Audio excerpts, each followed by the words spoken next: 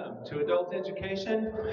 Today, Sunday, June 2nd. This is the beginning of our Pride Month at Pilgrim Church, and we want to welcome all of those online and for those that are present to Pilgrim Church.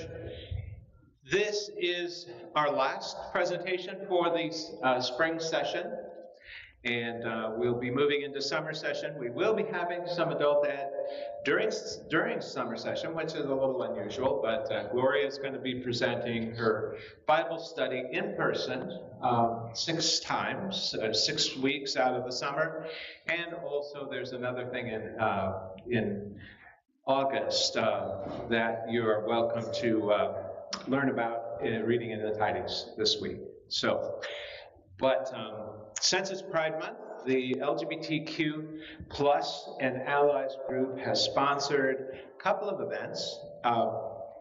We invited Flamy Grant to some people went to a concert last night. She was been here with us to kick off our time.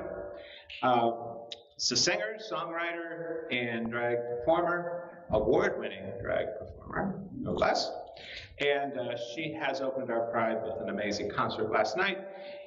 And she's with us this morning to talk about her amazing journey and how she got to be who and where she is. So we want to welcome you, Flamy. Thank you.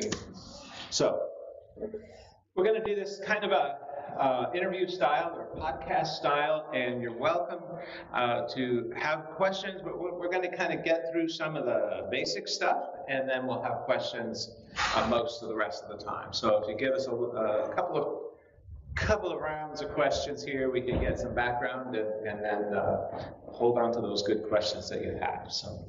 So anyway, many of us grew up in situations, and religious situations, home situations, in a way that we didn't turn out. We came to be who we are now and be very different people. So I would like you to share a little bit about your journey and how you started out. We heard some fascinating things last evening, but if you could kind of put it into the story form and the long version, and let us know, what your youth was like, and really how you came to be a performer at this point. Yeah, well, I'm trying to do the long version. We'll keep it appropriate for the setting, but I grew up in Asheville, North Carolina. That's where I was born and raised. Asheville's a pretty cool town, it turns out. I didn't know that growing up. We pretty much kept to a triangle, which included our home, our church, and our school, which was a Christian school, where my mom was also a teacher. So she had eyes on me all the time. And our family and our church, it was very fundamentalist, evangelical, very think about the most conservative version of evangelicalism, and then take a couple more steps to the right. That was what I grew up in. It was really, my sister is the first one I ever heard call it a cult, and the first time she said that, I was like, oh no, it's not a cult. What are you talking about? We could leave at any time, but that doesn't necessarily mean that the same kinds of tools and pressures and things like that weren't used to. So just to clarify, this is a place where only men were allowed to speak in the sanctuary? True.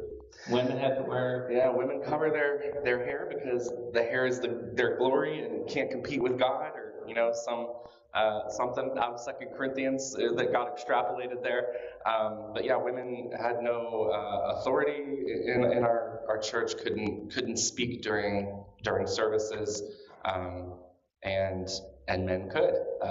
We talked about the priesthood of all believers, but really it was just the priesthood of men. And we had no official leadership.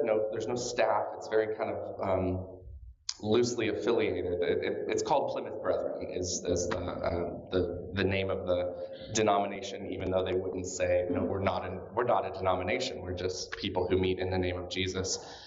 So it just was very high demand, some really rigid structures to it, and then some very specific expectations for how people were supposed to behave based on their gender.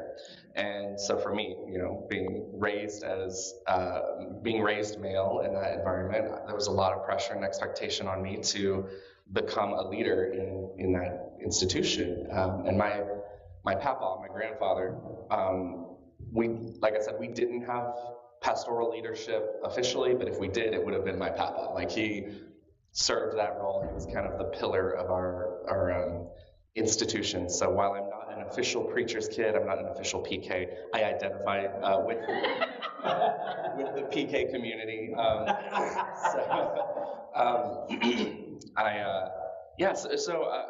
Grew up not ever really hearing too much spoken about homosexuality from the pulpit.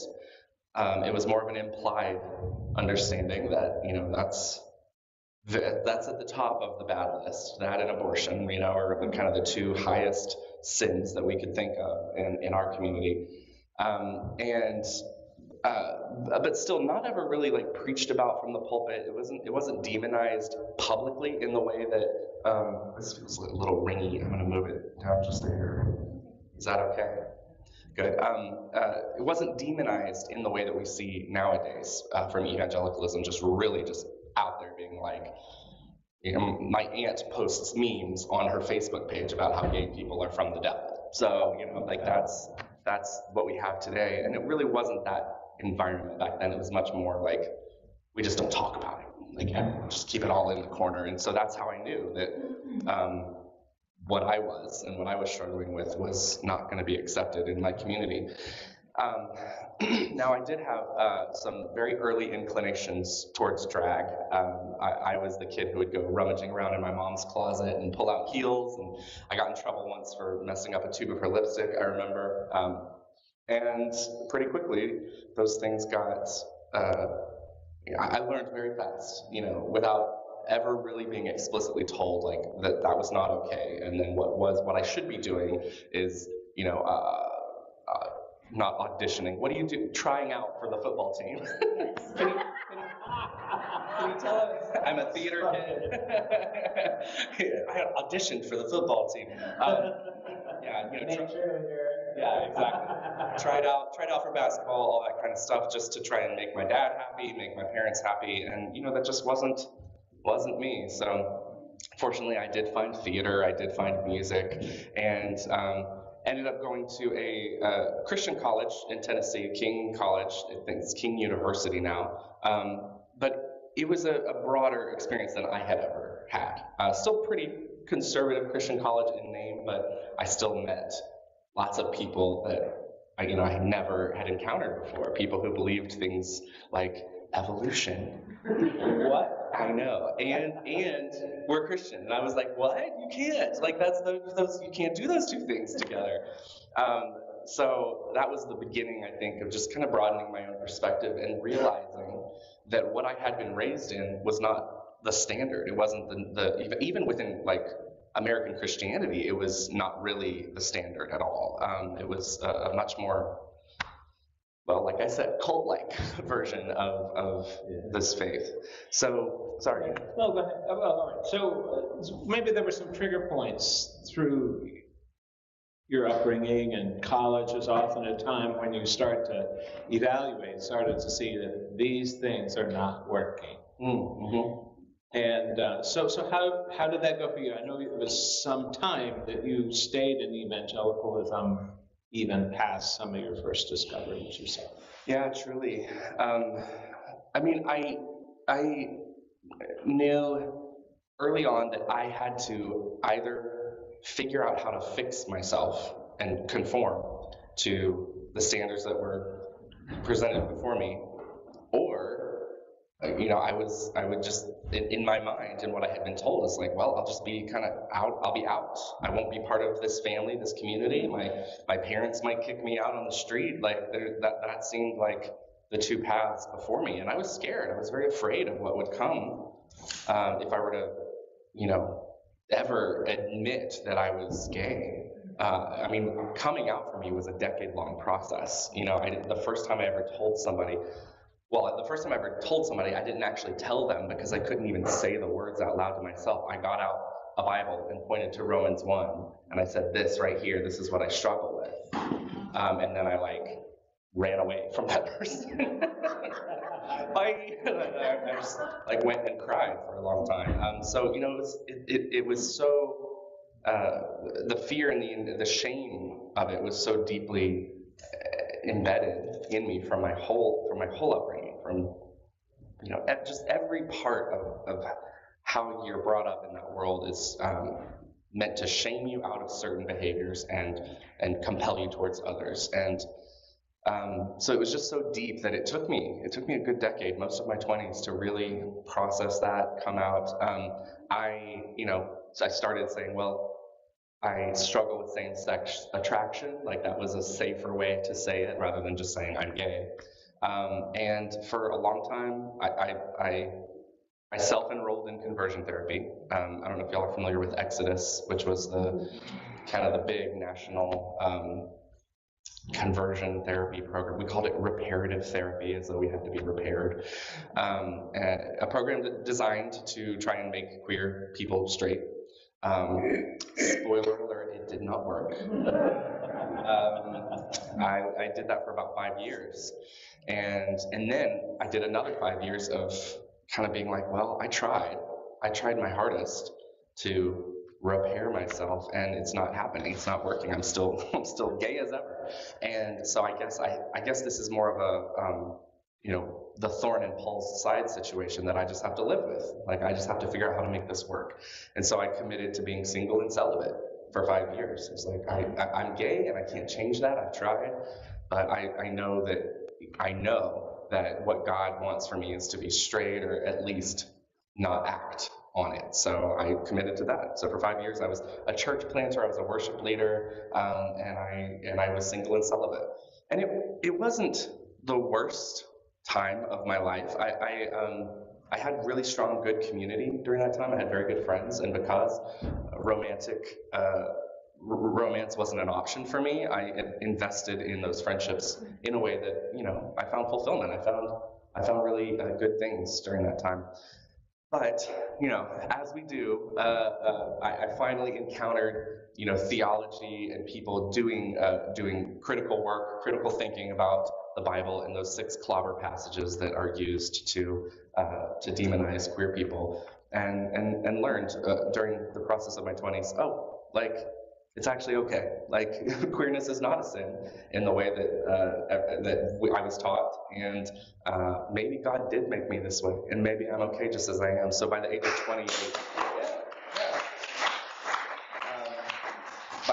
28, which is late by some standards, but early by others, the age of 28 was when I was I'm here, I'm queer, I'm gonna date a boy, and yeah. So from there on, it was just sliding down that slippery slope all the way into a pair of heels.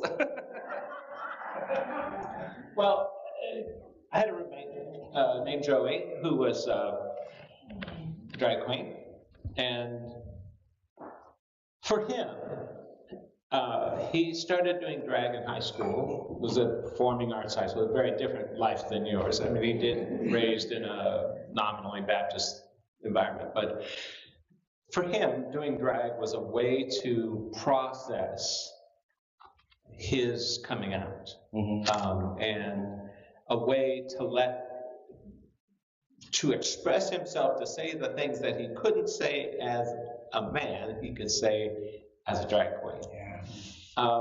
Others I've met, it's more of their experience is more of a subset of transsexual.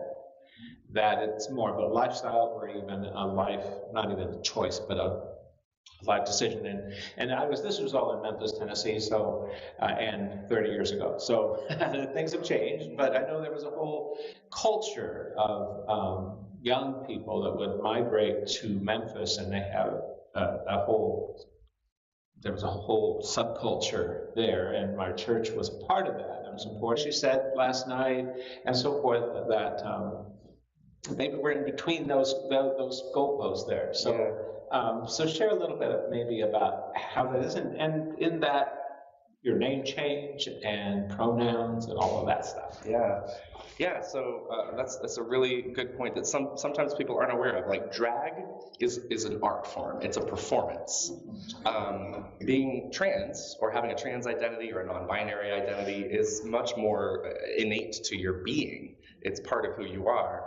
And so those two things can be entirely separate. They can be within the same person. You can be a drag performer and someone who's trans and all of that. So for me, I never engaged with the question of my gender identity really until I started doing drag. I mean, it was, as I've already described, it was hard enough just to come out and say, I like boys. Like, that was a hard thing that took me a decade to do. And so then the question of gender identity and gender expression really didn't come to me until I started going to drag shows I didn't really go to drag shows until my 30s. I saw a few drag shows in my 20s, but it was my 30s where I just really, like, I met a queen in San Diego who I just kind of, like, got starry-eyed for. I'm like, wow, she's so fabulous. She's amazing. Now she's a very good friend, and I know she's just a rotted human being like all the rest of us. But at the time, I was like, oh, so sparkly. And so, yeah, it was this, like, you know, I just had this pull and this draw to drag initially, and you know, I did a binge watch of all the old episodes of RuPaul's Drag Race and all of that, and that's really what led me to start to, right before the pandemic in 2019, I started, I think Halloween actually was my first time going out in any kind of drag, and then I would go to a couple of friends' house parties in drag just as, like, a fun, like, this is just fun for me. I had no ambition to make a career out of it or anything like that. I was busy already. I had a full-time job. I was a worship leader for my church. I was in a band. Like, I don't have time to do drag, but, you know, for a party, sure, it'll be fun. But then the pandemic hit, and suddenly I did have lots of time on my hands. And I spent those early days of pandemic just watching YouTube makeup tutorials and just getting even deeper into the art form and starting to practice it myself, just in my bedroom, just hanging out in my bedroom, painting my face.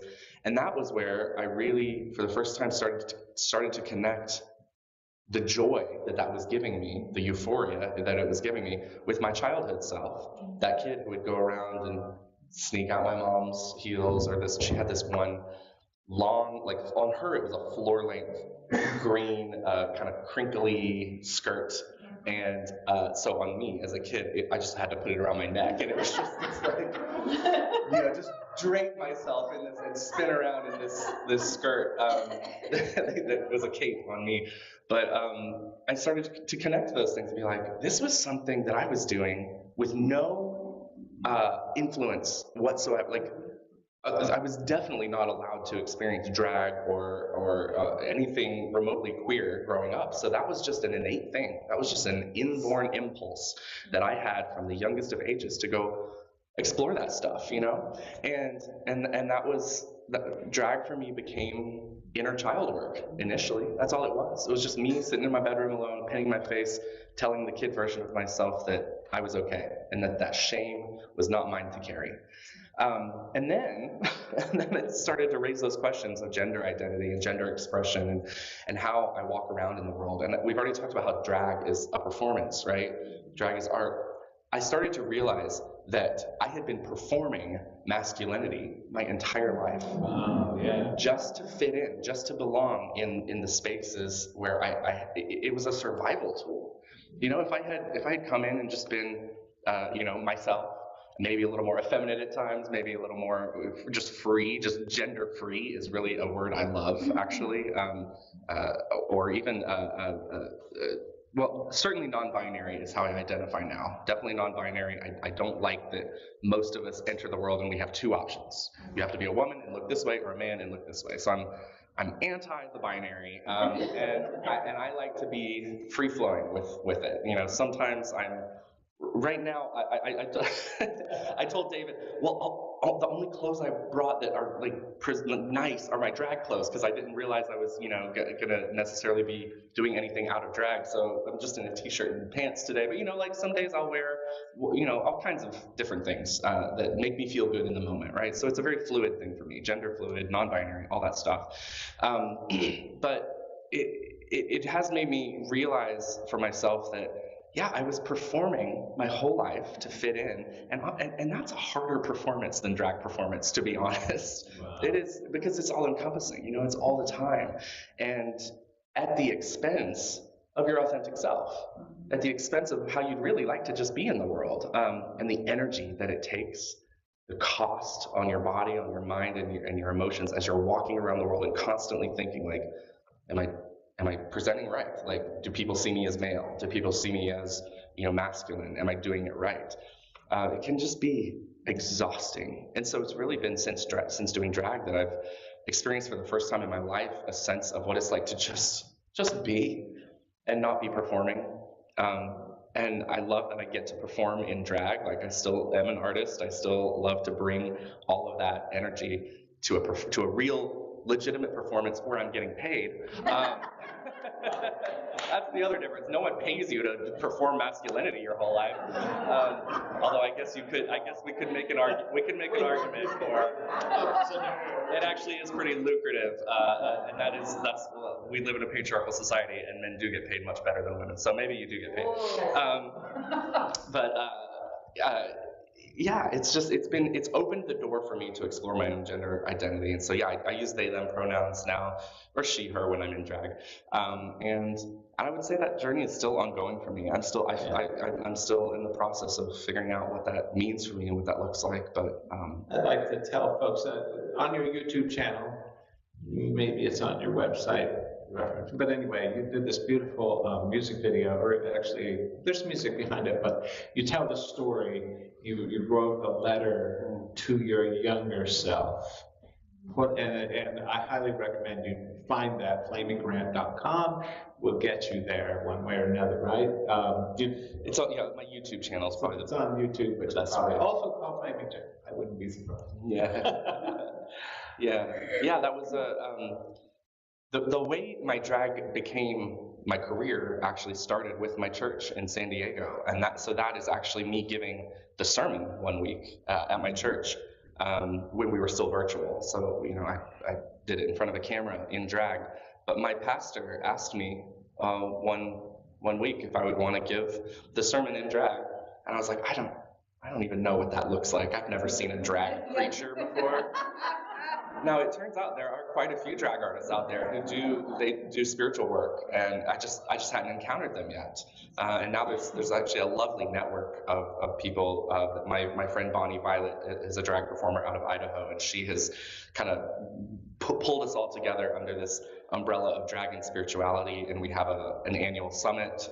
We'll have our third one this fall in Toronto. So anyway, that's neither here nor there. But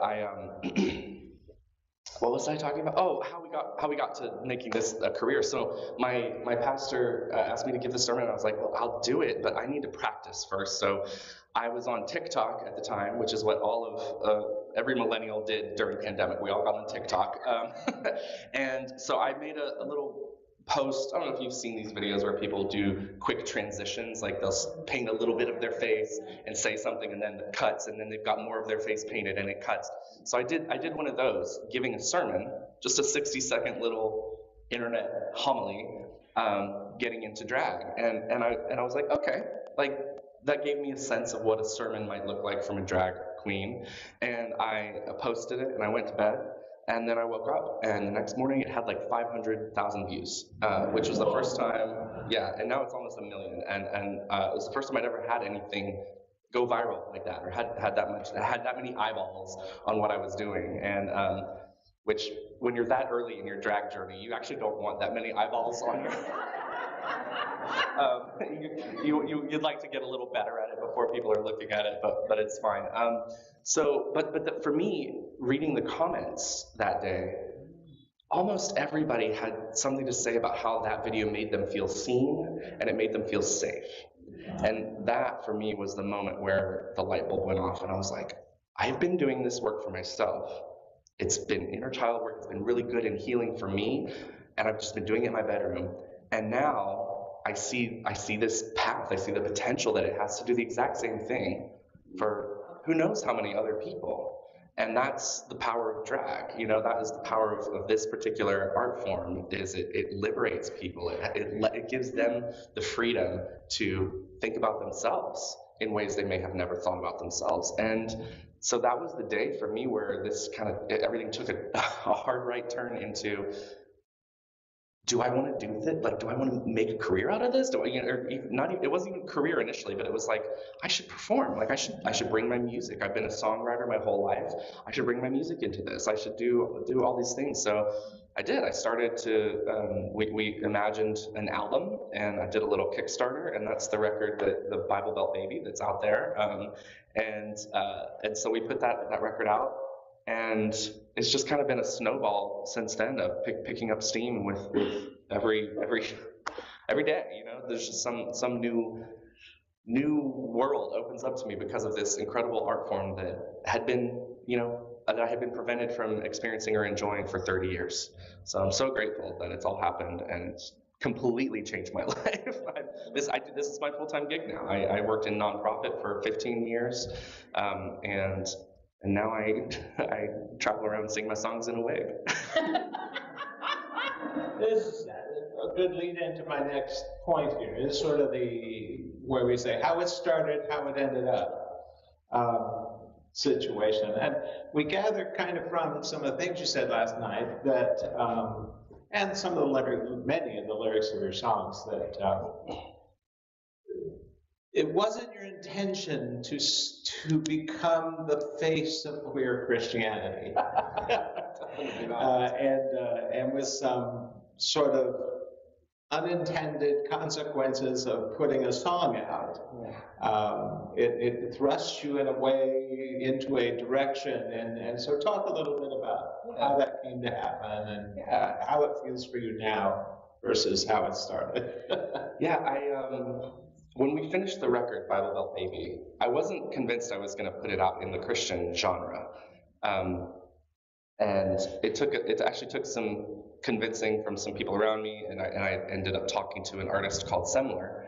Semler's in LA, and they are the first ever out queer Christian artist to have a #1 album on the Christian charts. And so I had seen that, and we became friends during the pandemic on TikTok.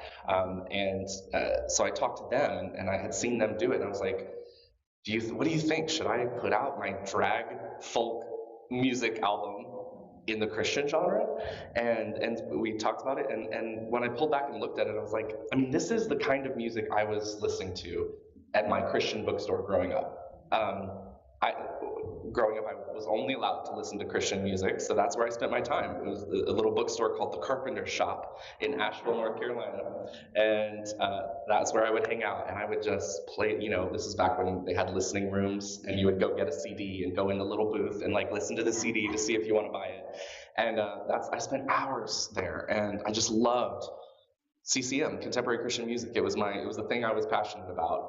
I was a big geek, but I just loved it so much, and I was like, this feels like what I grew up listening to. Nowadays Christian music has turned into worship music almost exclusively.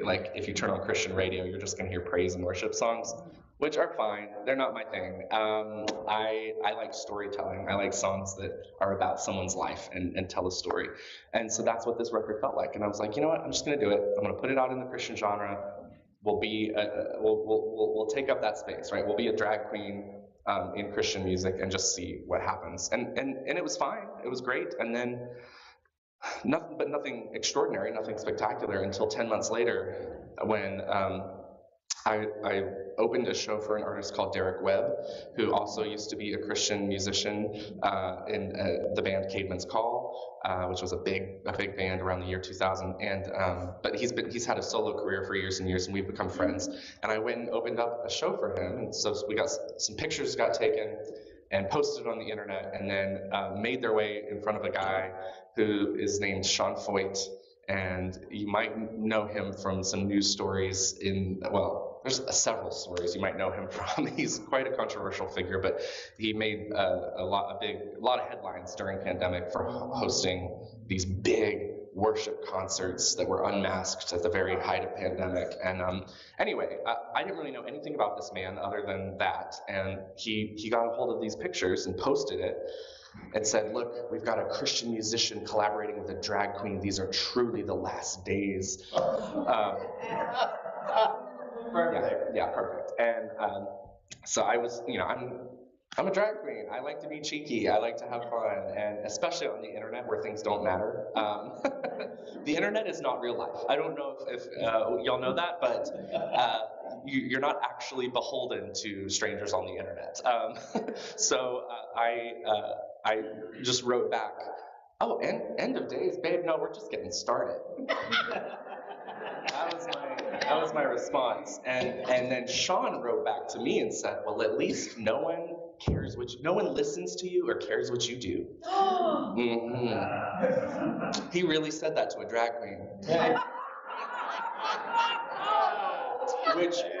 Which of course was a challenge that I had to rise to. So I went to my TikTok and I laid out the whole story, and I was like, here's what's happening. We've got this worship leader who he identifies as a MAGA worship leader, like that's his own words. So we've got this MAGA worship leader who's, coming for me on Twitter. I have a song out already called Good Day. It's in the Christian genre. It's been out for 10 months. What if all of you, my TikTok followers, went and bought this song on iTunes? If we all did it on the same day, if we did it at the same time, we could get that song to chart on an iTunes music chart.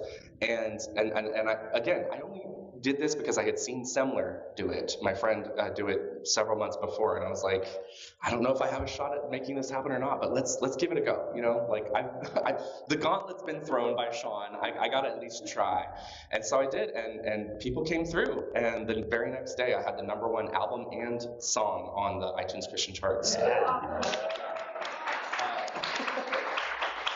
Well, we have a chance to do that again, right? Yeah, we do. We'll hopefully have lots of chances. I'll just keep releasing music. You released a song yesterday. Yeah, just released a song yesterday. It got to number 10 yesterday. Yeah, Sparkle. Yeah. Do you find that also on FlamyGrant.com? Yes, you will. And you can click through and purchase it on iTunes or request it on other Spotify, Apple Music, wherever you listen to music, you'll be able to find it. YouTube. But yeah, so that was just the moment that then iTunes music charts aren't the most important music charts, but it's still a chart, right? Like it's still out there, it still exists, and it was enough, I think, for places like Rolling Stone and Billboard and People magazine, Newsweek, all kinds of publications ran a headline with my picture and said, drag queen tops Christian music charts. So it became kind of a thing.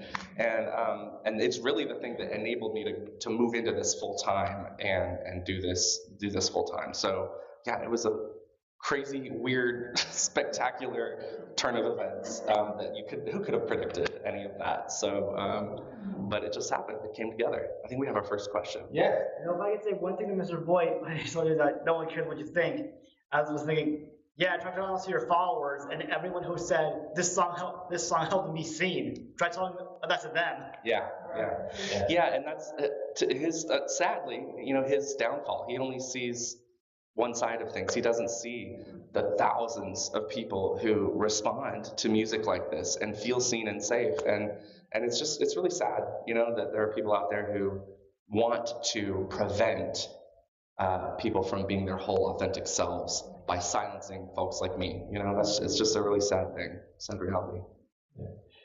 Kathleen, would you help me by getting the microphone here? It's time here. We have some time for additional questions, and I appreciate you using the mic. You have to turn it on. There's a little. No. You have to turn it on.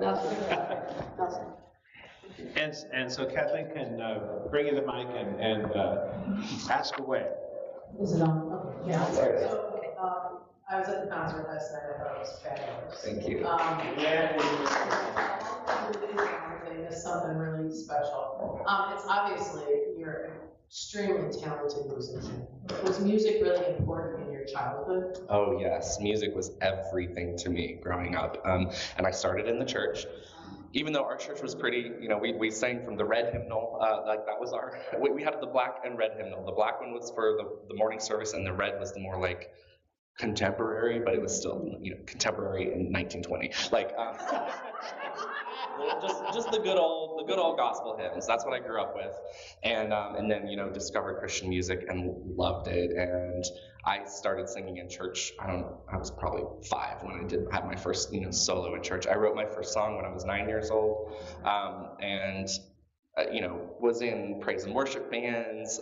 In college, I briefly was a music major. I was all over the place in college, but it's always been just in my bones. And my mom sang growing up. She and her sisters were singers together, and so it's just been part of me. And so really, like, to me, the songwriting piece is actually the most important piece of what I do. I love that I get to do it in drag, and that's fun, and it just makes everything, it just elevates things to a different level.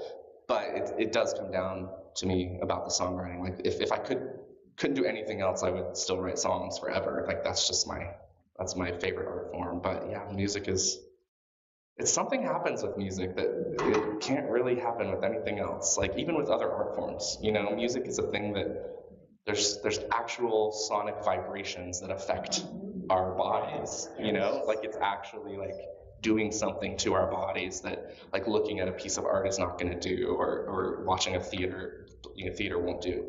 So music is a special thing, and I love it. Yeah.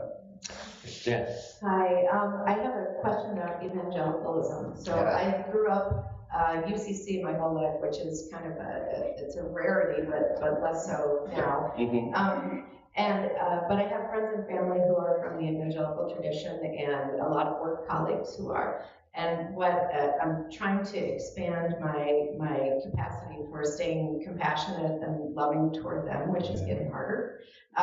When I come out to folks who are from that background, often I get received like I'm a mythical creature.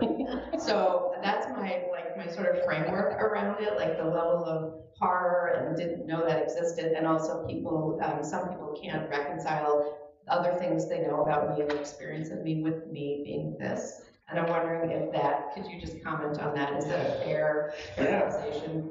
I think so.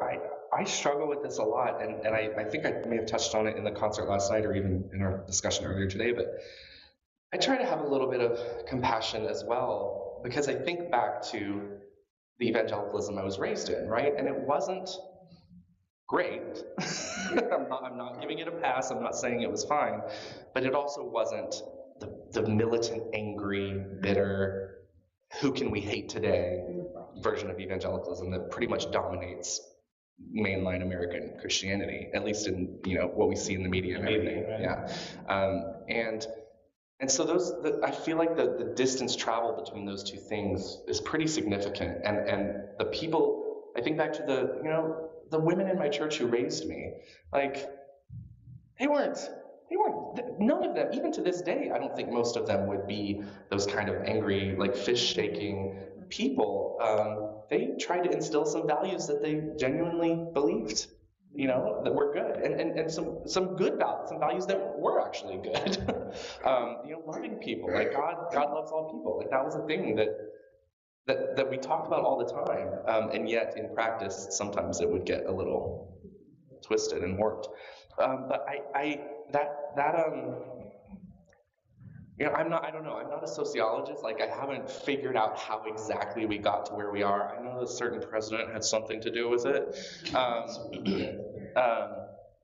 But it is getting harder and harder to hold space and hold compassion for people who are still in 2024 kind of clinging to a version of Christianity and spirituality and faith that does so much clear, obvious damage to people and is not connected in almost any way to the Christ, to the way Jesus lived, to how Jesus walked around in the world, and who Jesus hung out with, and who he loved, and how he loved.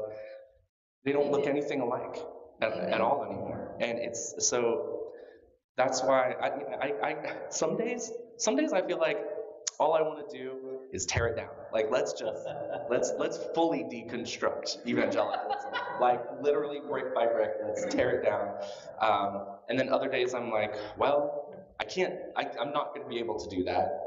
It is a fixture in our world, and we have to figure out how to reckon with it, and also be there for the kids who are still coming up in it, because they still have a chance, right?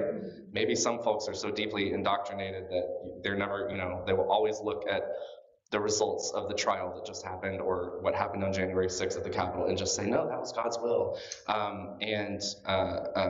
But for some people, I think we still have to recognize and realize that there's always going to be kids who are coming up who are going to need to see modeled a way of life that doesn't lead them to, riot at the Capitol.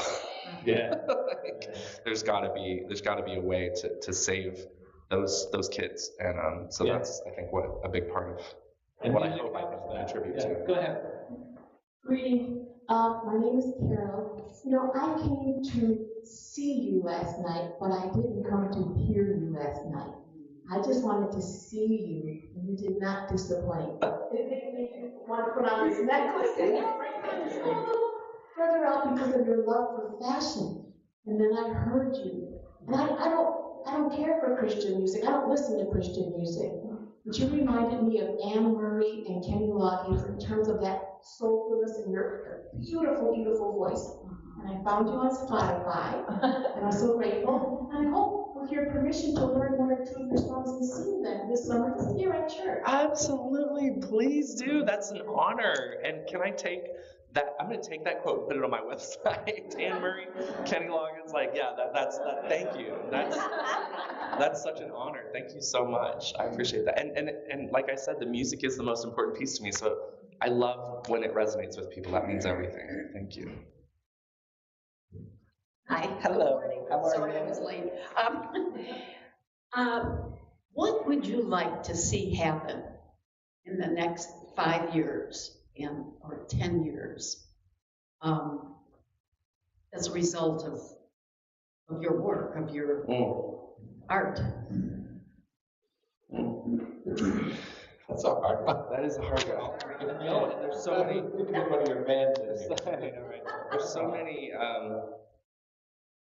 So many ways to go. I mean, there are things I can say right off the bat in terms of just career-wise that I would love to do. I want to write a musical. I want to send a musical to Broadway. That is a dream of mine. I want to write a book. That's something I'm actively working on. So there's things I want to continue to do with my career, just expand it. But in terms of the impact that I hope it has and continues to have. I don't know if it gets any better for me, honestly, than hearing people say what they said on that first TikTok video, which is, it makes me feel seen and it makes me feel safe. As long as I am still getting that feedback, I feel like I will know for me I'm on the right track.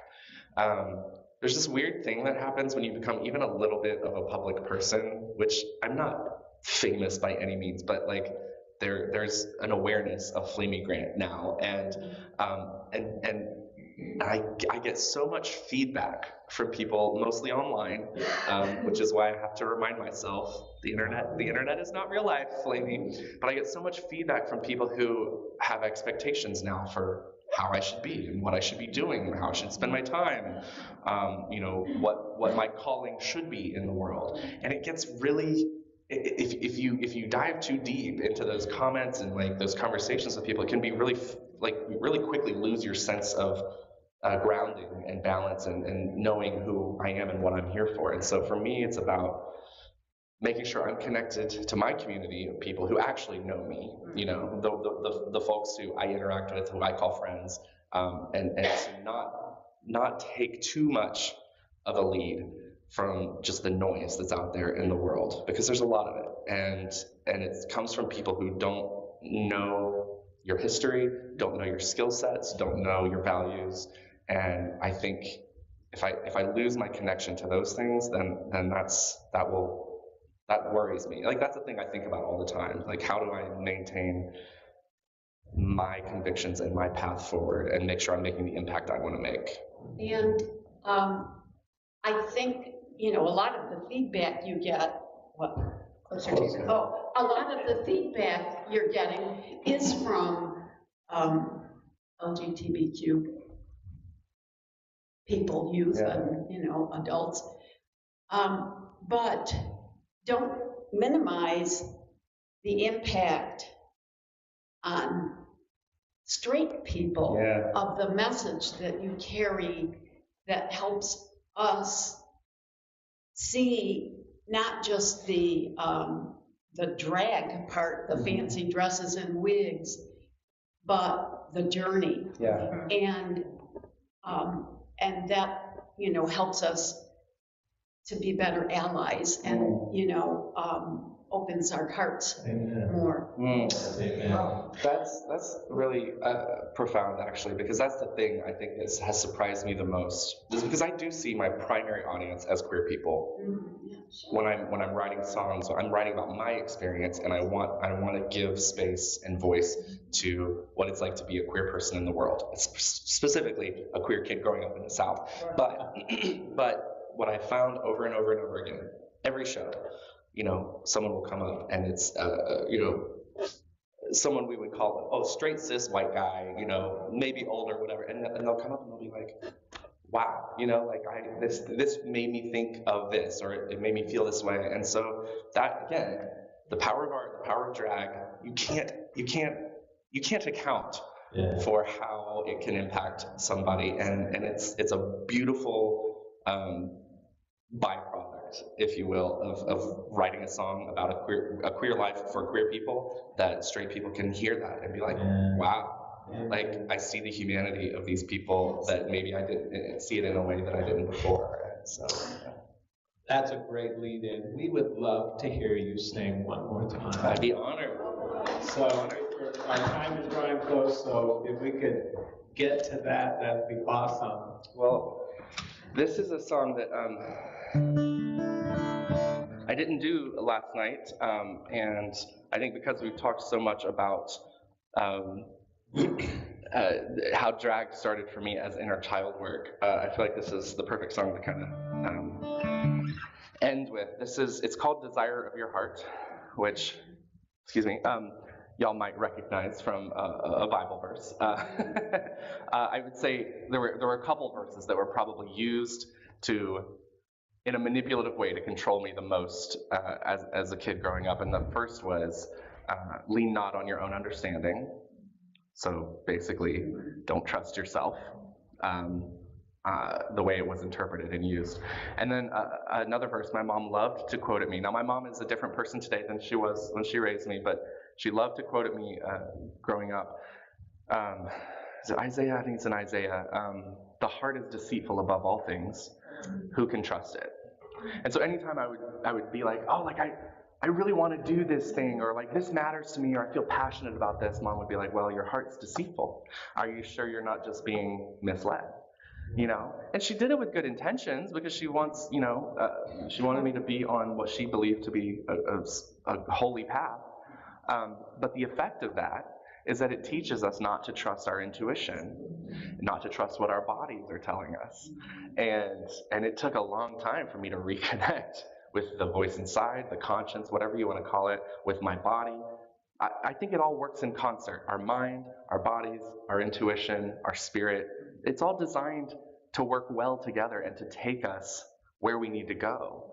We have all of that in us already. It's a divine installation. It's a divine gift.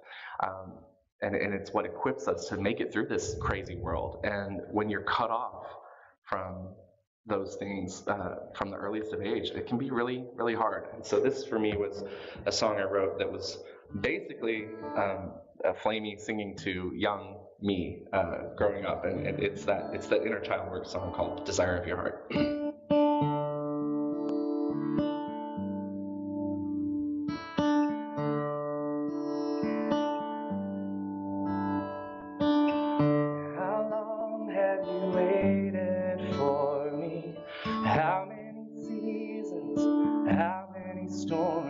Skies moved in a time-lapse picture as as you let the rain mask your tears.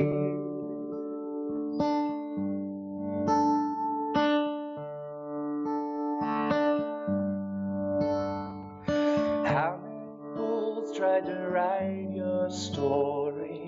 How many names did they give you before we finally drove out of the county, drove away from the only town we knew?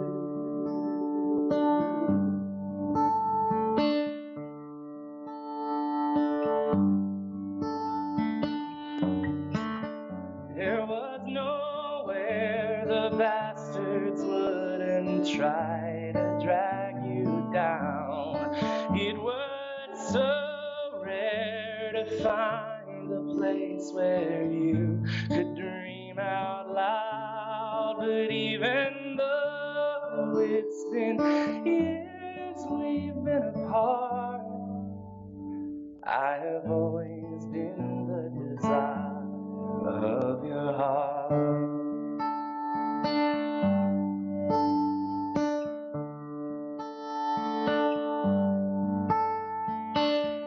How deep did they sink their teeth in?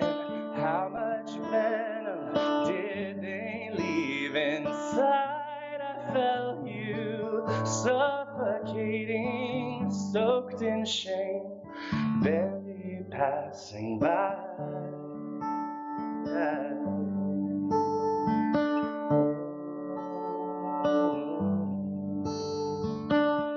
And how long did those lies deceive us? What was the truth that finally freed us from the fear and brought catharsis? When did you realize your heart is good? Your heart is good. There was nowhere the bastards wouldn't try to drag you down. It was so rare to find a place where you could dream out loud. But even though it's been years we've spent apart, I have always been the desire of your heart.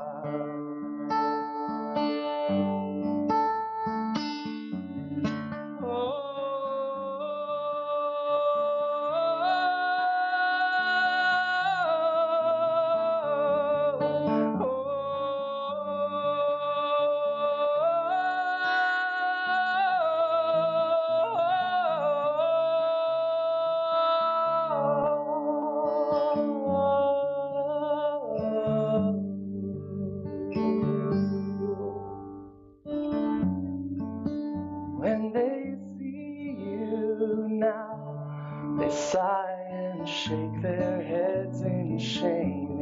It's like they need to flag you down just to say how much you've changed. But we both know I was there right from the start.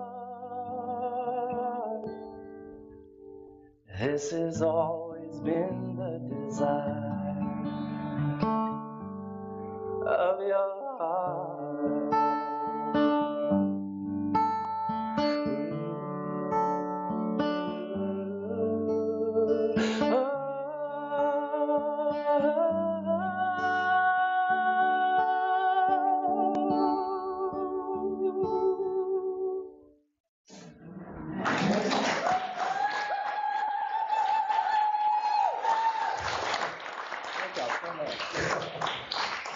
Thank you, David. Thank you, Flamy Grant.